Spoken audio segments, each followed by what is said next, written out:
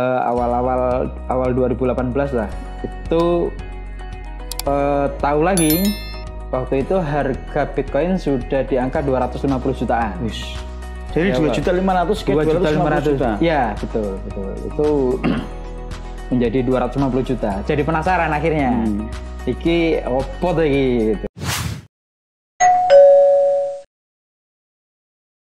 Assalamualaikum warahmatullahi wabarakatuh. Salam KJ Academy, salam sejuta pengusaha baru. Alhamdulillah pada kesempatan hari ini kita melanjutkan episode yang kesekian kalinya dan kita akan membahas sesuatu yang memang sebelumnya belum pernah kita bahas. Hari ini kita kedatangan tamu yang sangat masih muda dan kayaknya masih jaga. Masih jaga itu berarti belum punya pasangan, mungkin jodohnya entah kemana. Sahabat Ali Imron, selamat sore Mas Ali. Selamat sore Mas Jamal. Mas Pak Ali Jamal, Imron apa Mas Ali Kopling? Mas, terserah Mas Jamalnya. Kepengennya apa saya manggilnya ini? Mas Kopling mau. Siap. Ini terkenalnya dia Mang Ali Kopling ya, Mas Ali Kopling. Di handphone saya juga saya namai Ali Kopling. Tidak tahu sejarahnya dari apa, nanti kita tanyakan ke yang bersangkutan Mas Ali. Mas Ali, saya pengen diskusi dengan Mas Ali di kesempatan ini terkait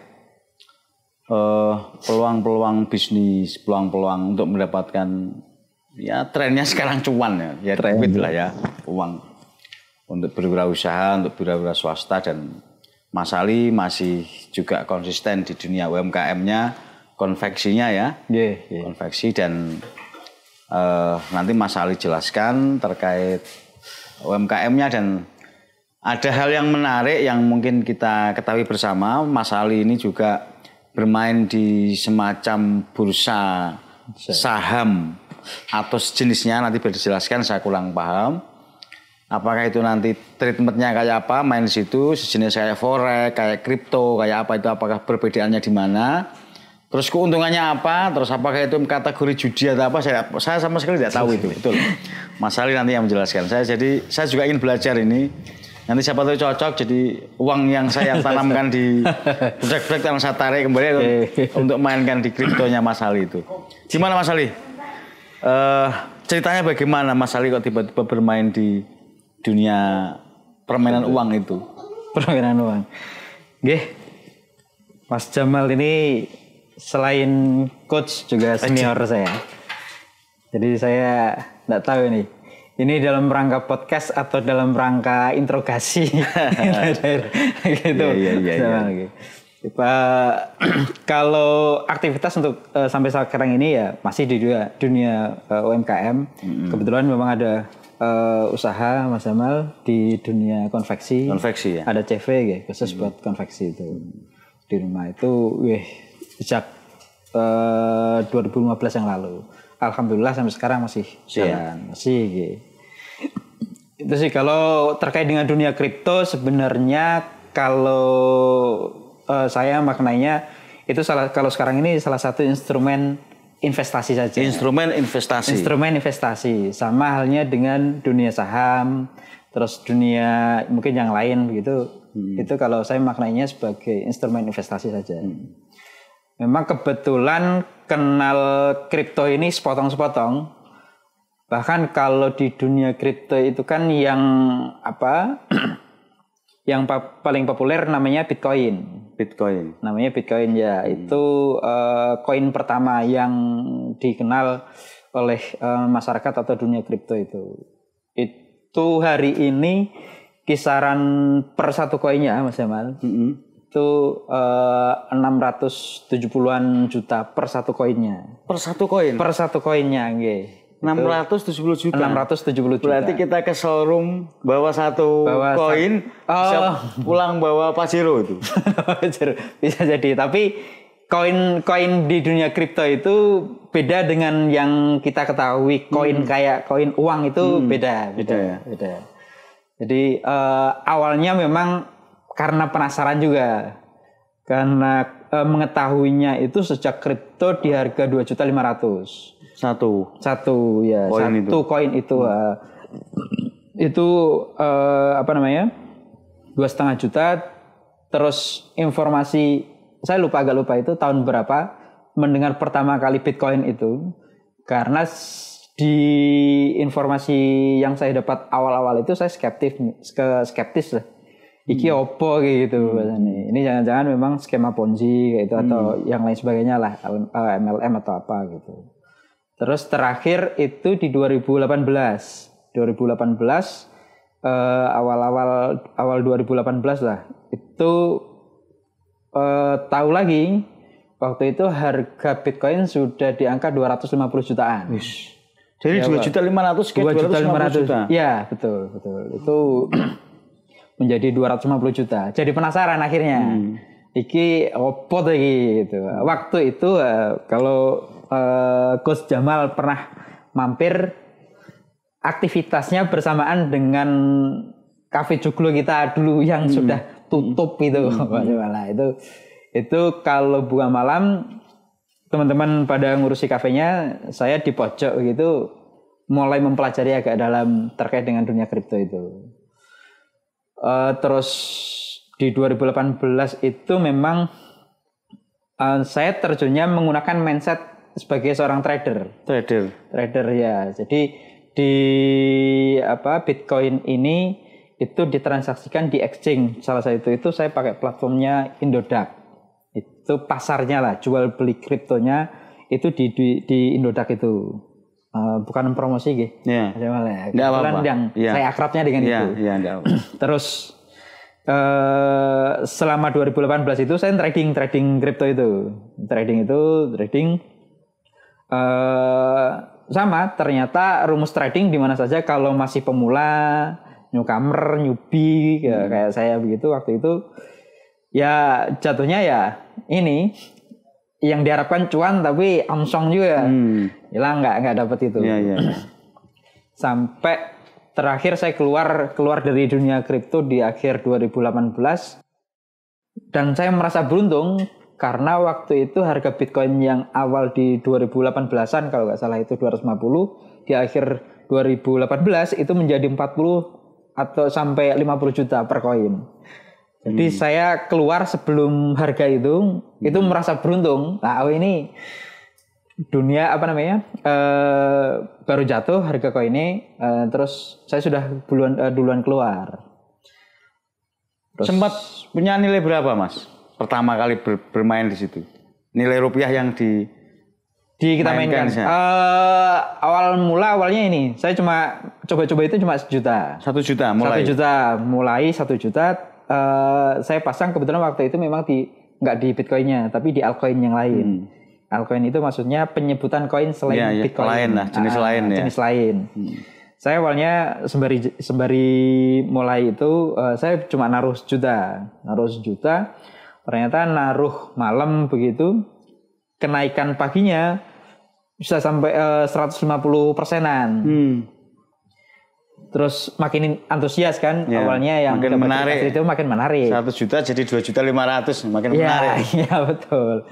Dari itu. Terus kebetulan waktu itu saya punya ini Pak Jamal ada order yang konveksi tadi itu.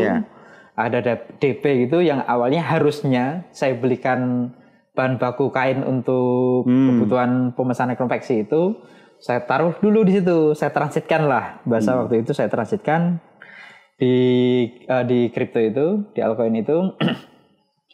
Di malamnya ternyata harganya malah turun. Naik lagi. Nah, itu makin penasaran. Nah, itu kayak rumus orang judi begitu. Kalau menang ya penasaran. Ini gitu. Kira-kira masuk kategori judi apa enggak? Perspektif Mas Ali. Kalau trading perspektif saya hari ini ya harusnya judi itu. Judi waktu itu. Karena itu menerka-nerka. Tidak pakai analisis yang ada. Nah, kebetulan kalau di dunia investasi semacam itu mau di saham mau di investasi harusnya ada ada namanya analisis teknikal sama analisis fundamental. Itu yang harusnya dipakai.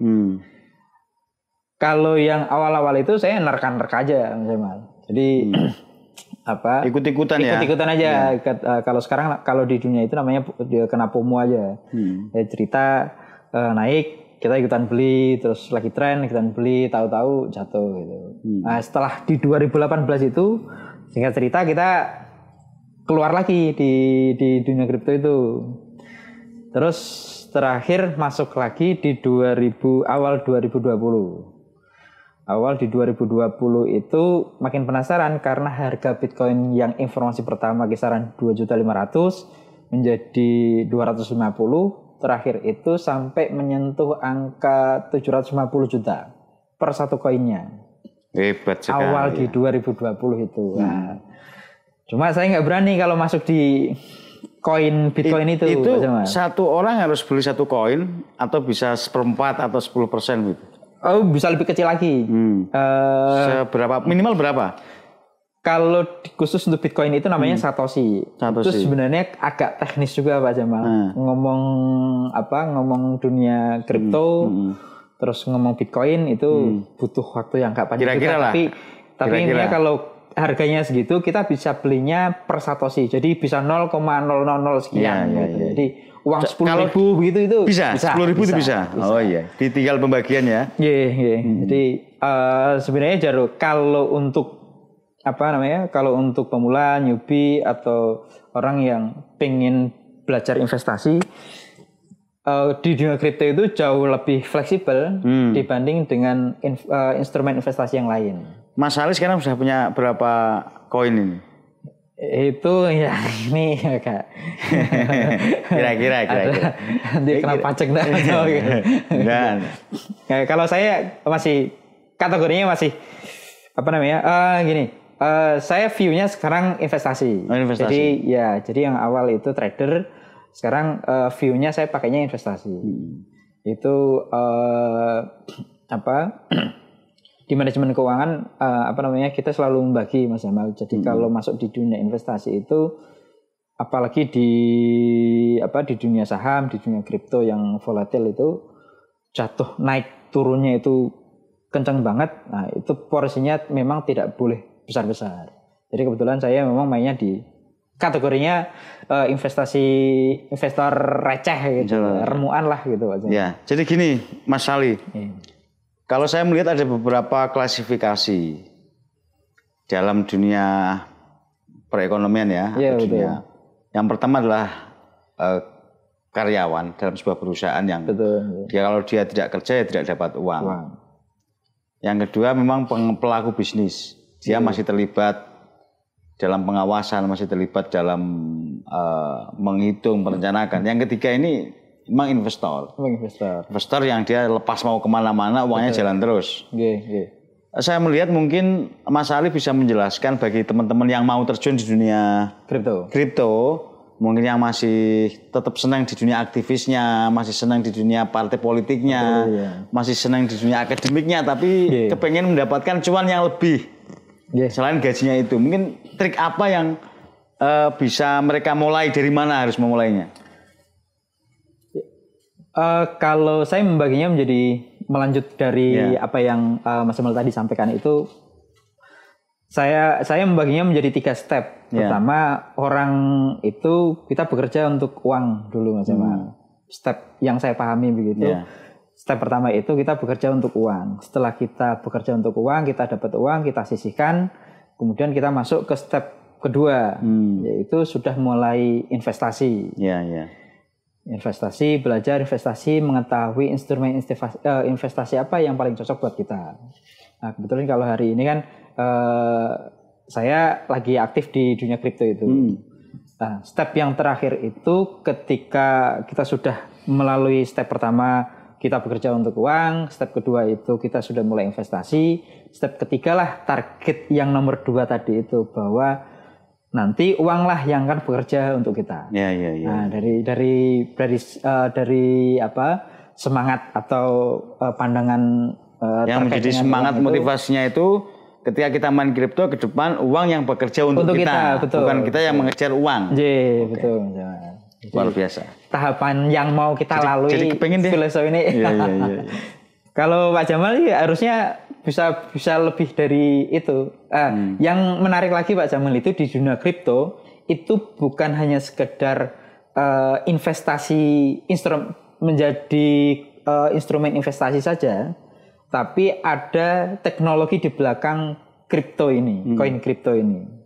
Jadi di belakang teknologi, di belakang koin kripto ini ada teknologi yang namanya blockchain. Blockchain. Ya. Blockchain ini sebenarnya atau hari ini sudah menjadi tahap berikutnya step internet pertama.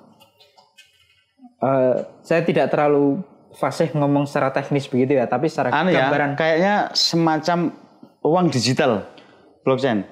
Lebih dari itu. Lebih dari itu. Kalau analoginya begini, internet hari ini itu sifatnya centralized. Jadi kalau bank punya data nasabah, data keuangan, dia harus punya server yang dia kelola atau dia sewa begitu. Tapi kalau blockchain ini tidak tersentralisasi, Mas Jamal, tapi desentralisasi. Dia membagi blok-blok teknologinya itu di di banyak jaringan, tidak hanya di satu server tunggal itu. Itu sih yang saya pahami, yang belum sampai dasarnya. Tahapannya gimana Mas ini? Tahapan kalau teman-teman mau mulai harus, begitu, kalau teman-teman mau mulai itu harus dari mana dulu? Kalau saya malah menyarankannya tidak, kalau untuk pemula, terus kemudian mohon maaf modal pas-pasan begitu, mulainya tidak sebagai instrumen investasi, tapi mengikuti perkembangan teknologi di belakangnya malah. Jadi perkembangan hari ini, Jamal, bahwa dunia blockchain ini itu sudah masuk di dunia ada namanya DeFi, desentralisasi finansial. Jadi dunia perbankan atau beraktivitas selayaknya kita punya bank menggunakan teknologi blockchain ini, itu bisa kita lakukan. Jadi simpan menyimpan deposito di blockchain ini bisa kita lakukan tanpa mohon maaf pihak ketiga. Kalau analoginya kalau kita membandingkan, berarti kan transaksi keuangan lewat digital ya, digital keuangan tadi ya. Iya, kan tapi peer to peer. Iya. Jadi tidak perlu bank, tidak perlu kemana gitu langsung. Itu juga mungkin dimakan lembaga keuangan itu mungkin, lembaga keuangan digital. Iya. Iya kan? Itu bisa. Jadi kita saja itu bisa punya bank sendiri. Iya. Jadi dengan teknologi yang berkembang di dunia kripto itu salah satunya adalah DeFi itu, desentralisasi finansial. Jadi tidak butuh, apalagi gini, belakangan uang digital yang itu masih centralized itu saja sudah mengurangi banyak tenaga kerja di dunia perbankan, di dunia lembaga keuangan, pinjaman online yang mengancam dunia perbankan secara offline ya. Ya, apalagi nanti ini masuk lagi blockchain ini, blockchain masuk kemudian melakukan invasi sampai ke bawah, itu teknologi perbankan yang saat ini digunakan itu bisa hilang, berarti bisa digantikan oleh kripto atau mungkin yang di belakangnya ada blockchain ini membahayakan posisi perbankan ya? Ya, itu bahkan tingkatnya internasional. Sampai kalau mau ditarik itu ke ekonomi politik ekonomi internasional. Saya transaksi perbankan sampai hari ini itu kan transaksinya semuanya tercatat di namanya SWIFT. SWIFT itu pencatatan yang ada di Amerika dan di Eropa yang semua transaksinya harus terkonfirmasi oleh teknologi ini dulu. Makanya kemudian ketika Amerika melakukan embargo kepada Iran, Amerika bisa menyetop semua lembaga keuangan yang dimiliki oleh Iran. Atau dia bisa memata-matai semua transaksi keuangan di satu negara, di personal atau di lembaga itu bisa kedetek begitu. Maksudnya kalau ini ya, kalau digunakan untuk jahat ya bisa saja. Karena apapun sih ya, yang namanya uang bisa untuk kejahatan, peso juga untuk bisa kejahatan atau bisa untuk mengupas buahan juga bisa. Betul. Dalam konteks itu. Kalau yang paling menarik lagi, apalagi kalau kita lihat teknologi blockchain ini desentralisasinya itu tidak ada semacam hegemoni atau penguasaan, jadi kayak menjajah melalui jaringan keuangan internasional begitu. Itu kalau di blockchain itu dibongkar habis kayak begitu ya. Persyaratan mungkin atau tips yang harus dimiliki syarat kita untuk main di situ apa aja? Kalau untuk setiap exam masing-masing, tapi kalau yang untuk Indodax itu 10.000 cukup Mas. Ya, minimal 10.000. Terus bagi kita sebagai pelaku itu harus rajin membaca laporan atau apa begitu gimana? Harusnya kalau mau cari cuan, biasanya Mas Jamal itu kalau mau cari cuan di dunia kripto, dunia saham itu harusnya rajin-rajin membaca itu. Membaca jadi menggunakan analisa sendiri. Itu harus satu hari berapa jam atau berapa waktu atau setiap jam berapa begitu? Kalau untuk sebenarnya ini ya kalau yang saya lakukan begitu Mas Jamal, nggak kebetulan. Dulu di 2020 itu saya aktif di saham, terus lebih tertarik ke kripto, akhirnya saya dari saham ke kripto. Nah dulu waktu di saham saya juga pakainya konsultan keuangan. Oh pakainya konsultan? Ya, jadi kalau kita tidak punya waktu untuk menganalisis fundamental, menganalisis teknikal di satu saham, pakai jasa. Karena kemudian kita sibuk di tempat yang lain. Apalagi kayak Pak Ali ini juga direktur Yayasan Rois Cendekia yang sebentar lagi akan launching di Ngalian itu kan mestinya sibuk ya. Mohon doanya. Jadi semoga sukses. Amin. Artinya memang teman-teman sekalian bahwa kalau mau bermain di sini sudah harus matang. Betul. Pembacaannya dipelajari dulu secara detail dan kalau kita sibuk kita harus pakai konsultan ya. Betul. Konsultan keuangan. Berbayar mestinya. Kalau nggak mau belajar sendiri berbayar. Berbayar. Mungkin teman-teman bisa juga belajar diri dulu atau mungkin kita latih 10.000, 20.000 dulu sebagai untuk trial and error-nya ya. Kan enggak apa-apa ya. Kira-kira trial and error 10 sampai 100.000 begitu. Kalau saya sih memang itu masih judi enggak, Mas? Yang kripto ini. Kalau hari ini kalau view-nya itu atau sudut pandangnya itu investasi, insya Allah enggak Mas. Kalau menurut saya enggak. Apalagi kemarin terakhir itu ada di PBNU termasuk Mbak Yeni Wahid itu dengan Wahid Institutnya dia mengkaji dengan kripto ini. Gimana hasilnya? Itu hasilnya ya sama kayak saham begitu. Jadi kalau kripto ini satu kripto proyeknya kok tidak digunakan untuk proyek-proyek yang dilarang oleh agama, itu sah-sah saja, boleh-boleh saja. Sama halnya kayak peso tadi itu. Tapi itu Pak Mas Jamal, saya justru malah menyarankan ke pemula itu segera masuk ke dunia kripto. View-nya tidak sebagai instrumen investasi, tapi pelajari teknologi di belakangnya. Karena saya kalau apalagi Pak Jamal sebagai dosen Fakultas Ekonomi Bisnis ya. Itu maksudnya itu kan ada jurusan perbankan, terus akuntansi atau lain sebagainya itu. Itu pastinya hari ini aja sudah ketinggalan kalau tidak mengupgrade. Apalagi nanti kalau sudah populer dunia kripto ini ada DeFi-nya, desentralisasi finansialnya, itu sudah tambah nggak upgrading lagi. Maksud saya kalau untuk pemula sebaiknya malah pelajari teknologi di belakangnya, manfaat teknologi di belakangnya. Siap. Karena ada lagi yang terbaru itu blockchain ini digunakan sebagai basic teknologi untuk game. Jadi game itu benar-benar dapat uang dari bermainnya itu. Jadi nggak usah nunggu sampai pro kemudian ikut kompetisi baru dapat uang. Hari ini justru malah nggak harus pakai begitu. Ada namanya nanti searching lah. Para konstituennya Pak Jamal ini. Siap.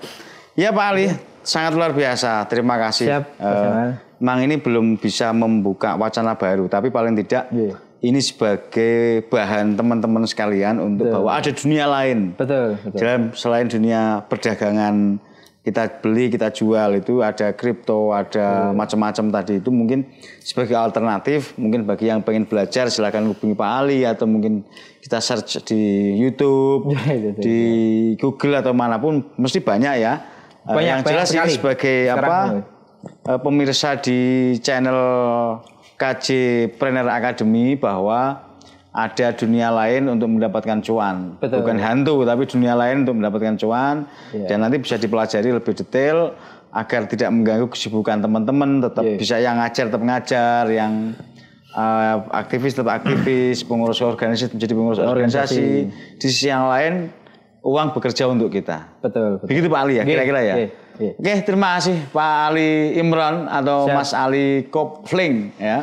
Siap. Semoga obrolan singkat ini menjadi satu tumbuh inspirasi bersama buat teman-teman agar ternyata dunia ini sangat luas. Sangat luas. Dunia sangat ya tidak selebar daun kolor. Kolor ya. Dan bisa kita belajar di mana-mana dan bisa menjadikan kehidupan kita ini lebih berguna dan lebih bermanfaat. Betul, betul. Begitu teman-teman sahabat KJ Planner Academy bahwa kita semua bisa memilih dan memilah apa yang pas untuk kita, apa yang menarik buat kita. Kita bisa tetap berkegiatan, kita bisa tetap beraktivitas, kita bisa memilih dunia bisnis, kita bisa memilih dunia investasi ataupun dunia yang lain.